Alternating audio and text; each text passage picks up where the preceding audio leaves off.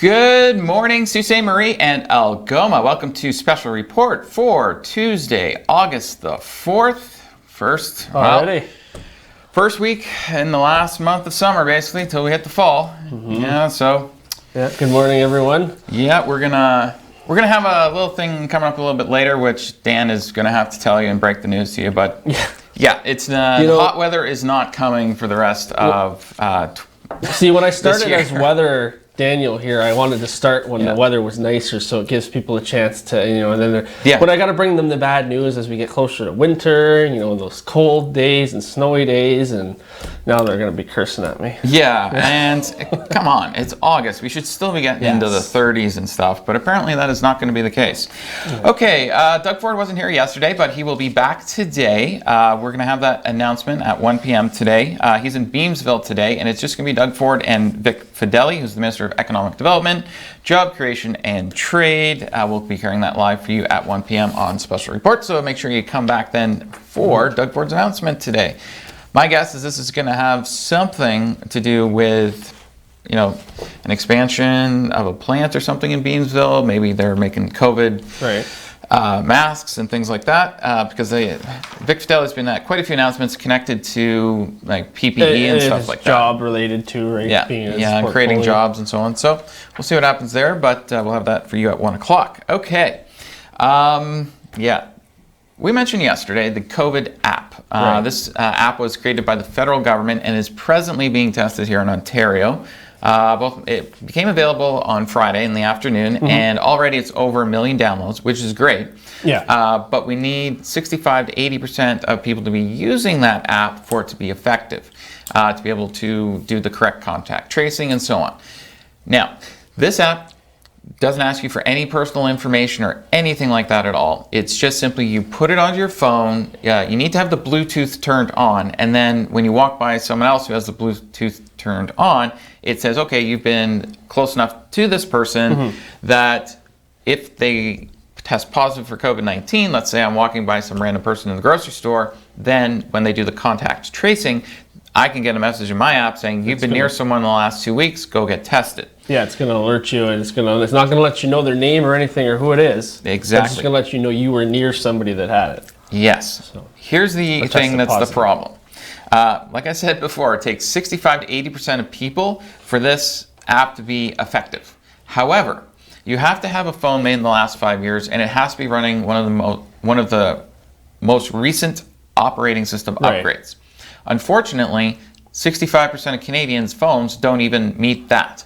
So a lot of Canadians have been going, particularly in Ontario because we're testing here, and it says this app is unavailable for your device. And that's why. It's unavailable for your device because either the operating system you need to upgrade your operating system, and hopefully it's upgraded to the point that the app will actually work. That it can run properly. Exactly. Right. Or if your phone is more than 5 years old, it just simply will not work.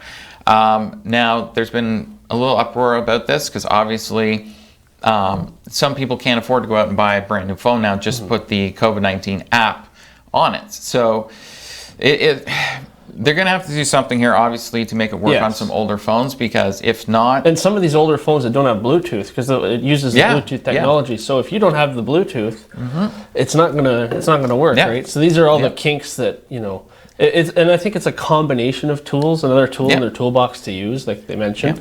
It will be somewhat effective in terms of contact tracing, but it's not as good as it could be. Right. And it seems that the federal government, this is a bit of an oversight on their part, because now they know that so many phones are older than 5 years or not running one of the newest upgrades on the operating systems. Right. They would have known this before when they were creating the app, because they know it now. So why was this not made more available? It's not a super complicated app here. It's not like you need a super, processor. It's not like you're playing some game with high-end graphics. It's just simply pinging off of other devices. It just pings and it runs in the background. Yeah. Now, in the federal government's defense, if phones don't have Bluetooth, that's the only way to actually run this. You can't do it off of a Wi-Fi or anything like that. Right. So Bluetooth is the only option. So in the federal government's defense, if the phone doesn't have Bluetooth, the government couldn't do anything about that to make the phone app tracing work. Right.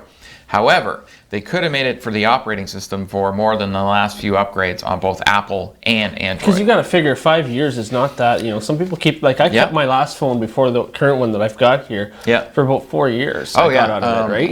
I don't like to change them every year or every 2 years if I don't have to. If I can run everything I need to and it's fast enough, then but the other one, the battery, it just couldn't hold the charge. It'd be at 50%, I'd make a phone call and shut off.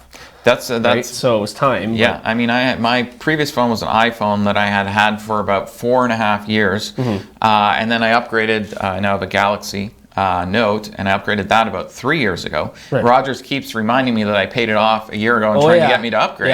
However, it works fine. The battery's still great. I mean, it still works almost like a new phone. But I don't know. This seems like a big oversight to me from the federal government in creating this, but it is what it is. So yeah. Well, speaking of COVID-19, continuing on with that, Algoma, we're doing really well. This is a good COVID-19 story. This is a good one. So here in Algoma, we're continuing to flatten the curve very well. And Algoma Public Health's numbers indicate that 21,375 people have been tested for COVID-19, and only 27 positive cases have been identified since testing began 5 months ago. And of course, all our cases are resolved, right? And they have been actually now for, I think, a little over almost 2 weeks. After Sudbury, of course, saw their outbreak, they had almost the same amount of cases in a week that we had in these 5 months. Right, so they're still continuing to urge people to follow the public health advice. Your social bubbles, social distance, wash your hands, wear a mask where you need to, and stuff like that. But we are doing a very good job. I think in all of Ontario, we're kind of one of the best areas. I think. Yeah, on a per capita basis, we're doing very, very well. Yeah, and actually, speaking of gatherings, Quebec has announced that they're going to be doing. For outside gatherings, up to 250 people now. In Ontario, it's limited to 100 outdoors or 50 indoors, but Quebec is talking about moving to 250. Came out last night late that the Quebec government was thinking about that. So they haven't officially said when they're going to do it, but they have said they're going to do it shortly. So probably within a week or two, I would think later in this week, the Quebec government will actually come out and be like, now we're actually going to do this. They have faced a little criticism because Quebec does, on a per capita basis, have more cases than anywhere else in Canada. They took their kids back to school faster than everybody else. I mean, the kids in Ontario were online at the end of the school year. Quebec was already, a lot of the province was already back in the classroom. So they have been doing things ahead of the rest of Canada. I mean, this is such an unknown that who knows if Quebec's making the right decisions or the wrong, and everybody's basically like, and everybody's basically walking through the dark on this one, where we just don't know, and things change all the time. Like when COVID first happened, we thought that 80% of people with COVID-19 would get a fever, and then we found out, oh no, it's only 30%. It's 80% of the people if you're hospitalized, but only 12% of people are hospitalized. So it's really not, and then the list of symptoms changed. They added more things, and it's evolving as you go. Yeah, right. Yeah. So. And then speaking of COVID-19 and its impact locally, before COVID-19 happened, it was announced that there was going to be some upgrades at the airport, and then also they were going to put in a hotel. Obviously, when COVID-19 happened, that just decimated the airlines here at the Sault Airport in particular. They basically all shut down. So right now, the hotel is up in the air. They're still considering doing the parking lot redesign. They are going to still put in the infrastructure. Obviously, not as quickly as before because the hotel, they're not even sure if they're even going to build it. But just to give you an update on the airlines there, as of August 10th, Air Canada will be flying 2 flights every single day, Monday to Friday. You've got Bearskin, who's flying up to 4 flights a day to Sudbury or Thunder Bay. And Porter says they're going to resume service on August the 30th, but they haven't announced how many flights they're doing. And Sunwing has also, all of their stuff has been canceled till the 31st of August. And at that point, they will decide if they're going to do anything or if they will still stay closed. Now, Porter has always been kicking this down the road as well. They keep saying another 30, another 30, and then they say, wait a second, we're going to go another 30. So, and Porter has given no schedule, and you can't even buy tickets yet. So I'm not sure if Porter will actually be having any flights starting basically September the 1st, but we'll see on that. We'll keep you up to date. Wow, awesome. And now the bad news weather. Okay, as I talked about off the top. Yeah, we'll get into a bit of a weather tease here, but I'm going to mention, so if you go on SiouxOnline.com, you'll see an article which was done by Craig, our producer, and he's also, he's one who guides me with the weather here. So thank you, Craig, for putting this out. But what we're going to see the temperatures kind of like, right now they're cooler, right? You probably noticed over the last few days. Oh, I've noticed. We're going to heat back up a little bit on the weekend.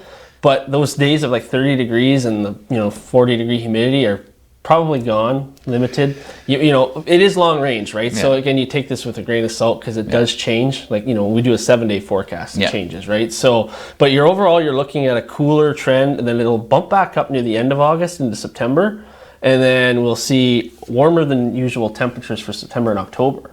Oh, warmer than usual. But then come into December, it's going to be cooler. That's the long range. That's the outlook over the next few months. So, so this is this is what you got to expect. But we have had a good year so far. So you're gonna see the live shot now of downtown Sault Ste. Marie, the waterfront, which is sponsored by wirelesscom.ca, and it is a cool morning. A couple of clouds. The sun is out, though. We are going to see a pretty decent day. Not too much humidity. So when we come back from the break, I'm going to go over to the weather studio, and I will have your full weather forecast details and your regional temperatures when we get right back. So stay tuned.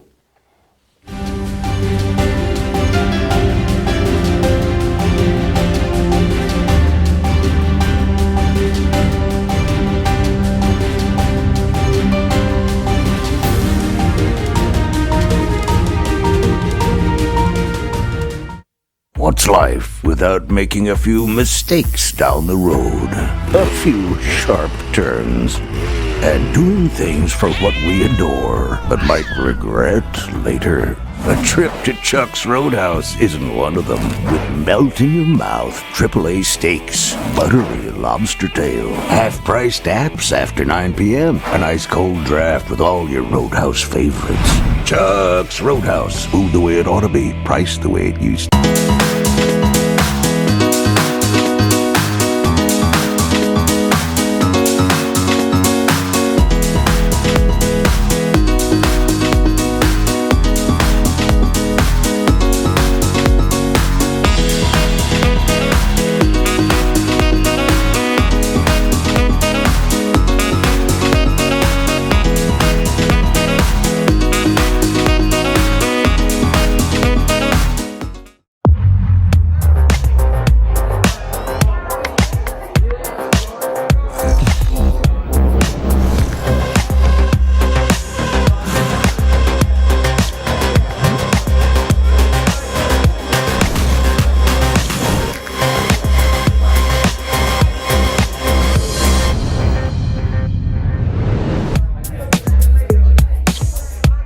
A message from the Government of Canada.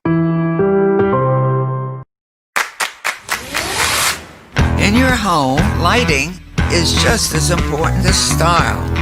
With PowerView Motorization from Hunter Douglas, you can schedule your shades to light up the room. Create privacy, or both, automatically. No hands required.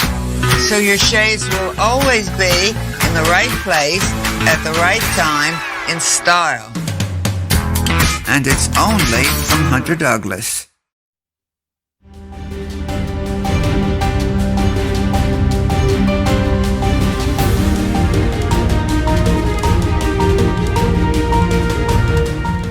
And welcome back to Special Report for Tuesday, August the 4th. I'd like to thank KC Securities for being our title sponsor of the Special Report at both 8 a.m. and 1 p.m. each day. Thank you very much to KC.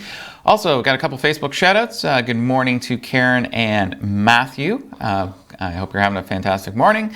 And if you actually want to interact with us live on the show, you can through Facebook. We stream through Facebook Live, and there's a chat there if you want to say good morning, or if you have any birthday wishes or anniversary, just let us know, and we will do it live on the air for you.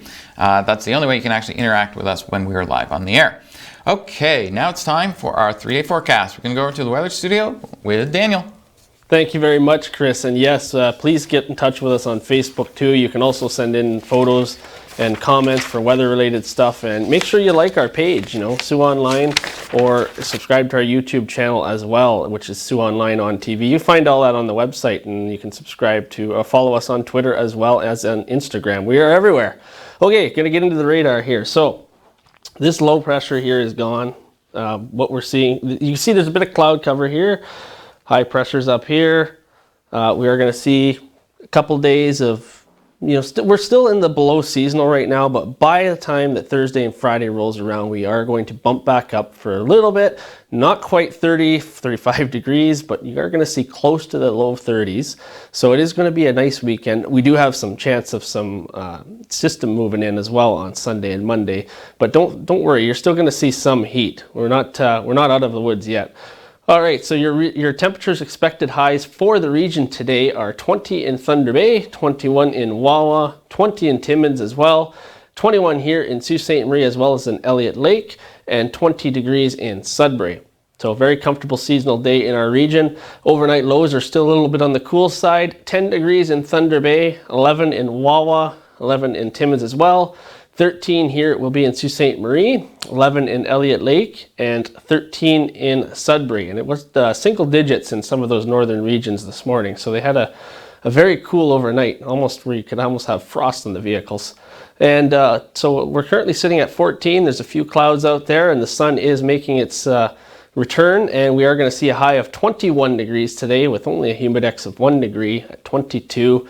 Still seeing that breeze, 19 kilometers an hour, northwest winds, which are cooler, so it will stay. You will still have a cool breeze, but it's a perfect day for walking if you don't want to go out when it's super hot. Bring your jacket with you just in case, or your sweater. And you will see a low of 13 overnight tonight. All right, Wednesday, you're going to see those seasonal temperatures continue. High of 23 with a low of 15, mainly sunny. A few clouds will be kicking around. Thursday, things will clear up a bit, 25 degrees, and then 15 overnight. You're seeing we're getting up in the temperatures during the day a little bit, but we're still keeping those cool overnight, so we're getting some relief when we do have the heat. Friday, you're looking at a high of 26 to start your weekend and a low of 16. So we are looking at a good warm weekend coming up. So we will expect to see humidity again. And like I said, we may see some showers, but I'll have that with your 7-day coming up, as well as the Weather Watcher photo, which I took yesterday when we come back. So I'm going to send it back over to Chris, and I'll be joining him momentarily. Thank you very much, Daniel. Appreciate that forecast over the next 3 days. Dan will be back near the end of the show with the 7-day forecast. Also, just a little update on, we didn't have any numbers released from Ontario yesterday for COVID-19. However, some provinces did release information. So we had 147 new cases that we know of across Canada yesterday and 2 new deaths. Here in Ontario, we had the numbers on Sunday, which was 116 new cases and 1 death. And we have now tested almost 40,000 people in Ontario.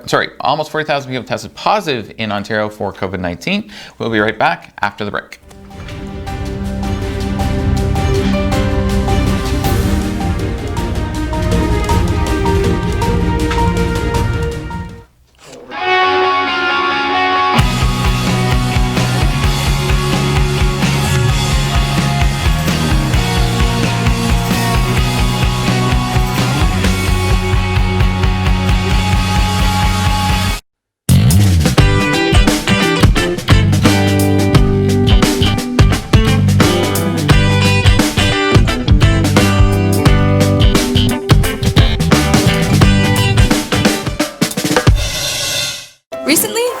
Ontario established a $100 million affordability fund to help Ontarians who don't qualify for low-income conservation programs ease the burden of their electricity bill. Whether you rent or own your home, as long as you pay your electric bill, you could qualify. There are 3 levels of support available. The first is a home energy kit with upgrades like smart power bars and LED light bulbs. The second includes Energy Star appliances that help keep things cool during the hot summer months. The third is for electrically heated homes so that your power bills don't break the bank during those long Canadian winters. Plus, all upgrades, including installation, are completely free of charge. Visit affordabilityfund.org or call 1-855-494-FUND to find out if you qualify.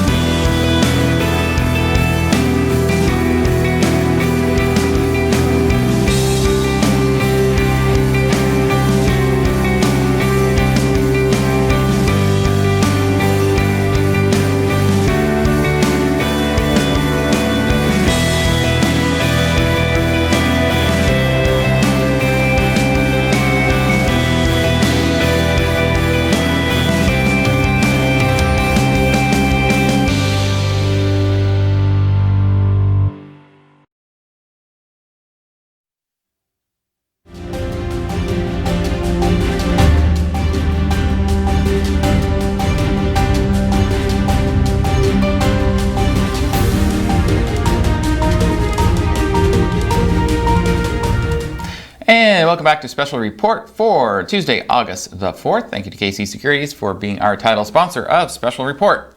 Okay, so back when COVID-19 hit, basically every school system shut down, including colleges and universities, and everybody moved online. Right. However, students had already rented places for the entire rest of the year, and also when you're renewing your lease, you usually do so in February to keep your place for the coming September.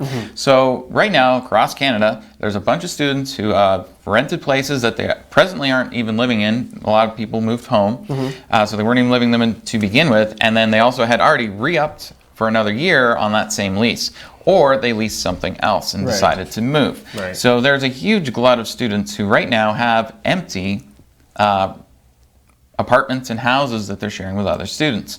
And unfortunately, there is nothing in sort of the Tenant Act that says in a pandemic you can get out of your lease. So a lot of students have been paying for these things and they've been stuck. And on top of that, a lot of them can't find jobs for the summer because of COVID-19. I mean, our unemployment rate was over 13% for a while, and even now it's only down to about 12%.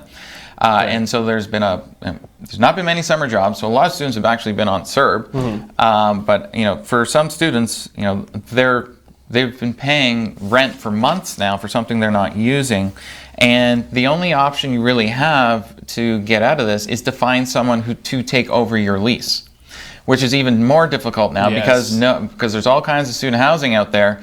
But nobody's going to school, so nobody needs that housing. It's normally the opposite, right? It's usually the opposite. It's like that. Well, that's why they usually sign in February to get something for the following that September, because it's very competitive.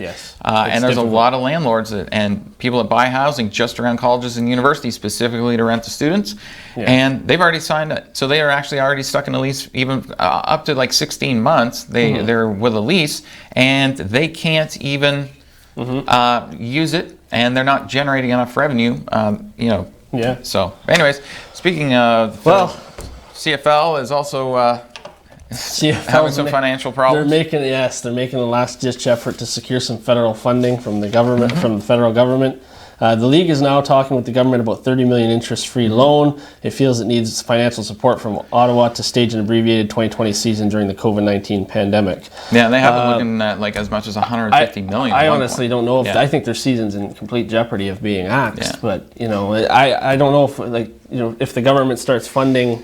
Now then you're gonna have somebody else wanting, another league's gonna want, the OHL's gonna want, or somebody, right? It's a slippery slope, and at this point, CFL is a very Canadian thing, and we don't want it to go anywhere. No, we don't. Hopefully, they'll be able to pull something out here and actually have a season this year, even if it's abbreviated, like you see with like baseball or whatever. So we'll see. Maybe they'll do a shortened season. They'll only play 10 games or something like that, and then go to the Grey Cup, and maybe they'll even use like specific cities like hubs like the NHL has or the NBA, because they don't have that many teams. They could do all the games in one stadium if they want. And they're saying it could begin as early as next month this season. So okay, we got to hit a commercial break. We'll be back in a minute.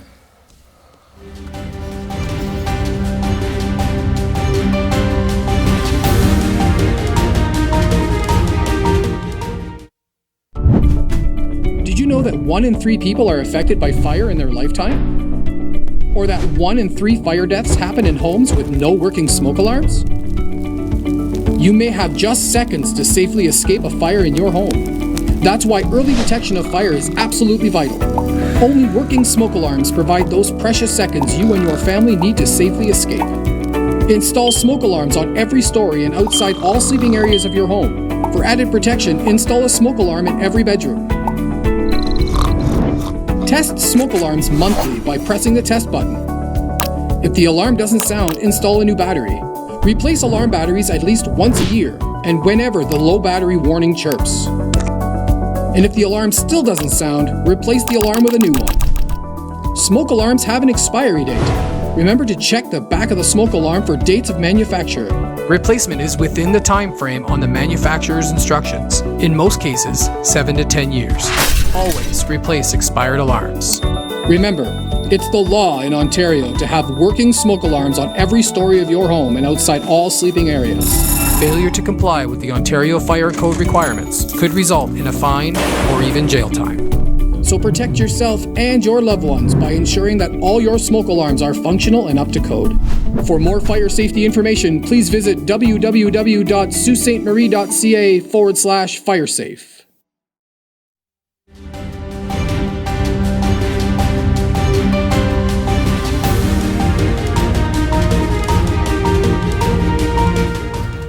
Welcome back to Special Report. I'd like to thank KC Security for the sponsoring the show. And I want to say a good morning to Susan Barnes, who's also watching on Facebook. So good morning, Susan. Thank you very much for watching and sharing the show. All right, we're going to get into the Weather Watcher photo here. This one was actually sent in by myself because I emailed it to myself from my other account. I was in Elliott Lake. I left out yesterday in the early afternoon here after we were done, and I went out to Elliott Lake to visit my grandma and see some people up there. So we went up to the fire tower, Nathan and I, and took a nice shot. So it was good. So it was cool, but it was nice. It's nice. If you go to Elliott Lake, make sure you check out there. And send your photos to ontvweather@gmail.com. Include your name and location, and I will get them up on the Weather Watcher segment. Okay, so we're going to look at the 7-day forecast right now. Quick summary. We're going to see seasonal for the next couple days. Thursday, Friday, the heat will return, and then we will see those temperatures bump up on the weekend with a bit of humidity, 28s and 29s. But look at Sunday and Monday rather. There is a chance of some showers and rain moving in for a couple days, but your overnight lows are pretty seasonal, 15 to 17 degrees, so it's going to be pretty nice for those days. So do enjoy the sun when it is out. All right, so that's your 7-day. I'm going to just mention Montreal Canadiens were playing. This is my dad's hockey team. Oh. I'm a Detroit Red Wings fan, just full disclosure. We're not even seeing the playoffs. Even under this format, we can't even make the playoffs. But we did have 25 years in a row. But anyways, they lost to Pittsburgh 3-1 yesterday.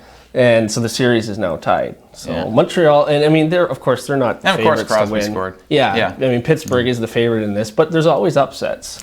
Yeah, so. And the Leafs lost their first game against the. So we'll see what happens with their next game. But yeah, absolutely.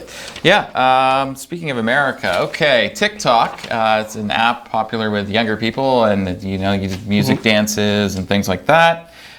China has now accused the U.S. of outright bullying against them. Basically, Trump has been attacking TikTok for a couple different things. But China has come back and said, this goes against the principles of the market economy and the principles of openness, transparency, and non-discrimination. President Trump had told TikTok they have 6 weeks to sell to a U.S. operation. Microsoft right now is considering purchasing TikTok. Okay.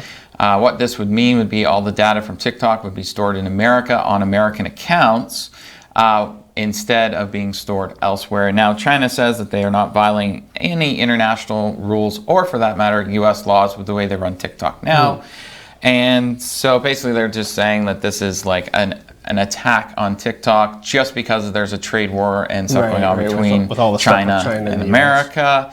But it's a bit of a slippery slope here because where do you draw the line on what needs to be on a server in America compared to elsewhere on a company that's a private company in another country? Yes.